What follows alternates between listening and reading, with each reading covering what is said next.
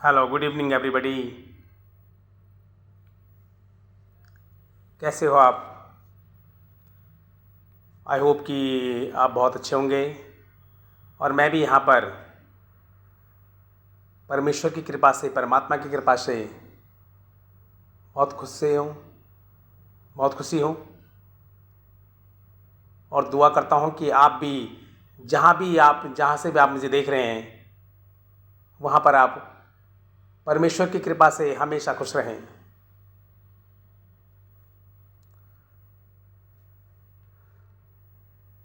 आज की वीडियो में हम बात करेंगे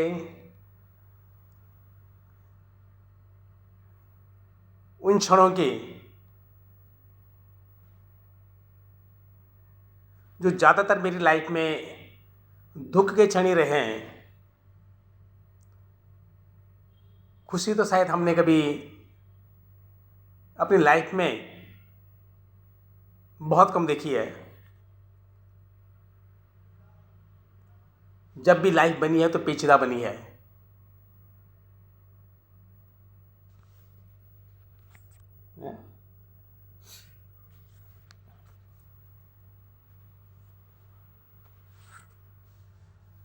बात उन दिनों की है जब उस दिन भी मैं बाल बाल बचा।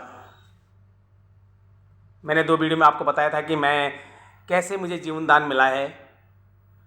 और जो आज की वीडियो में मैं आपको बता रहा हूँ, इस वीडियो में भी मैं अपनी वो दुर्घटना की बात बता रहा हूँ कि जिसमें मुझे फिर से एक नया जीवन दान मिला है। बात उन दिनों की है कि जब मैं 12वीं में GS इंटर कॉलेज अगस्त मुनि में पढ़ता था।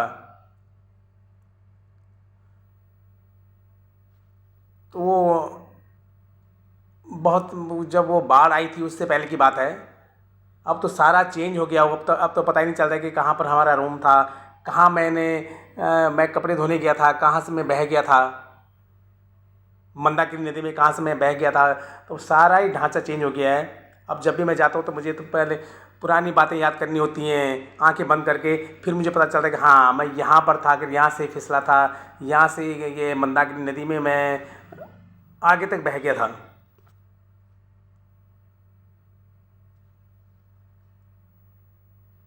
मंदाकिनी नदी जहाँ पर पुल है, उसको हम झूला पुल कहते थे, उसी के साथ मेरा रूम था।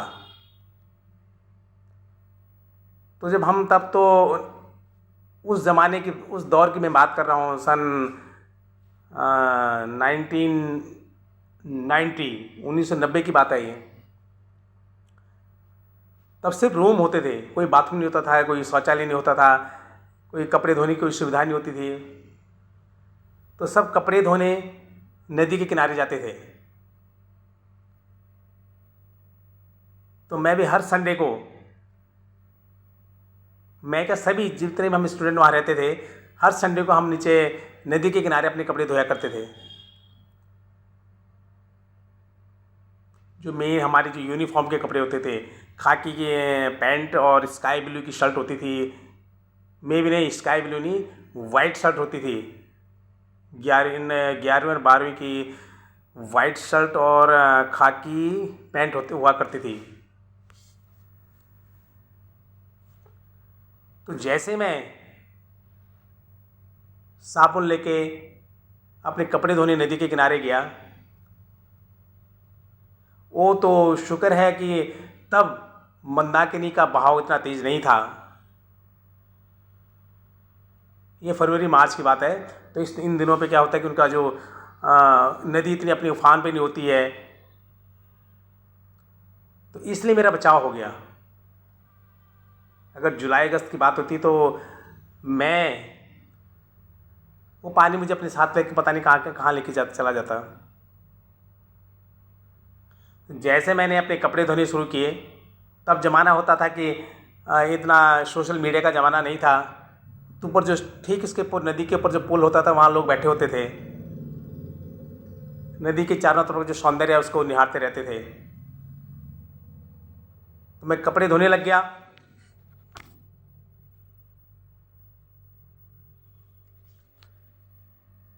अचानक मेरे हाथ से मेरी जो पैंट, खाकी कलर की पैंट थी, वो फिसल गई और पानी में बह गई।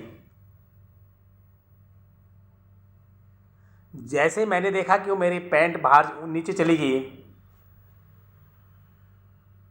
तो मुझे ज़्यादा भय इस बात का नहीं था कि मुझे कुछ हो जाए। मुझे इस बात का ज़्यादा भय था कि मैं कल स्कूल में कौन सी पैंट लेके जाऊंगा, क्योंकि पैंट सिर्फ एक ही होती थी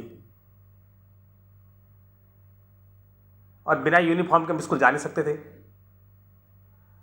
तो मैंने पैंट के साथ ही छलांग मार दी, नीचे नदी में छलांग मार दी, क्योंकि पैंट तो पकड़नी थी। अगर पैंट नहीं पकड़ता तो कल स्कूल कैसे जाता, और इतने पैसे नहीं थे कि हम दूसरी पैंट खरीद सकें। अगर कहीं से इधर उधर पैसे करके निकाल के अगर हमने पैंट खरीद भी ली, तो उस पैंट को सिलने में कम से कम 10-15 दिन लगते थे। तब हमारे विजयनगर में देवशाली नाम के एक कोई टेलर थे, बहुत ज़्यादा फेमस थे। तो उनके इतना बड़ा तांता लगा होता था कि कम से कम 10-15 दिन लग जाते थे कि पैंट को अगर आज दे दी तो 10 दिन बाद लेने जाना था।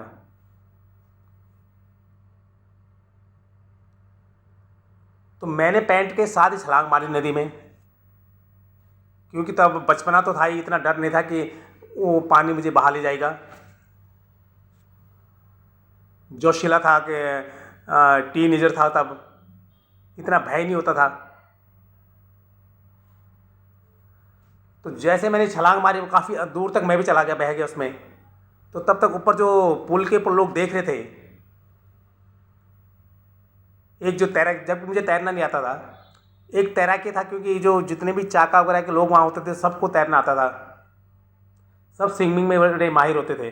एक बंदा जल्दी से जल्दी नीचे आया, फटाफट उसने सोचा कि ये छलांग मारा है, कोई आत्महत्या कर रहा है वहाँ। तो सब कहने लगे बचाओ उसको, बचाओ बचाओ बचाओ। किसी ने छलांग मारी तो उसने मुझे पकड़ लिया और मुझे डांटने लग गया, क्योंकि तब हम बच्चे थे।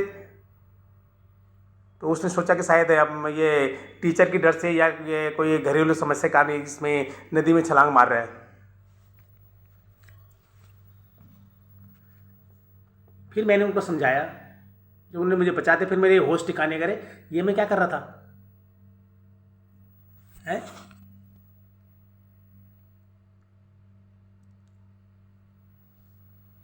घर में बीवी इंतजार कर रही है, घर में माँ बाप, बूढ़े माँ बाप मेरी राह देखते थे कि हर सैटरडे को हमारा बेटा घर आएगा।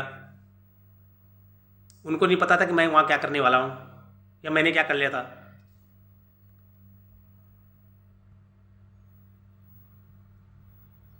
उसने मुझे समझाया, थोड़ा डांटा। फिर मैंने जब जैसे उसको अपनी कहानी बताई कि ऐसी ऐसी बात है कि मेरी पैंट जो है यूनिफॉर्म की पैंट बह रही थी, तो मैं उसको पकड़ने के लिए मैंने छलांग लगाई थी। वो कहता तो बेवकूफ़ है, पैंट तो ऐसे हज़ारों आ जाएंगे, अगर तुझे कुछ हो जाता फिर। मैं फिर मेरे मुँह से कोई शब्द ना निकले, मैंने सॉरी फील किया है कि चलो आई एम सॉरी, पैंट तो चली गई लेकिन मैं बच गया। आज मैं उसका, मेरे ख्याल से उसका नाम धर्मवीर ऐसे कुछ नाम था उस आदमी का, मुझे आज भी वो आदमी याद है। जब भी मैं वहाँ, जब भी घर जाता हूँ तो मैं इस पुल की तरफ हमेशा रोज़ देखता हूँ, कहीं वो आदमी मुझे दोबारा मिले। शायद तब उनके खच्चर हुआ करते थे, लेकिन वो तैराकी में माहिर होते थे।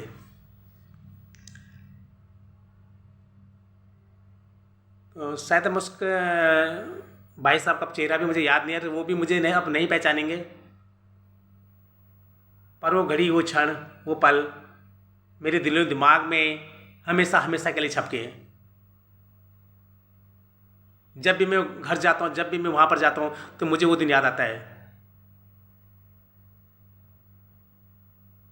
और वो शख्स जिसने मेरी जान बचाई है, उसका मैं थैंक्स अगेन, उसका मैं दोबारा से धन्यवाद करूँगा और करना चाहता हूँ। जब भी मैं उस पुल के ऊपर जाता हूँ तो मैं सबसे पहले उसका धन्यवाद करता हूँ, जिसने मुझे नई ज़िंदगी दी है, नया जीवन दान दिया है।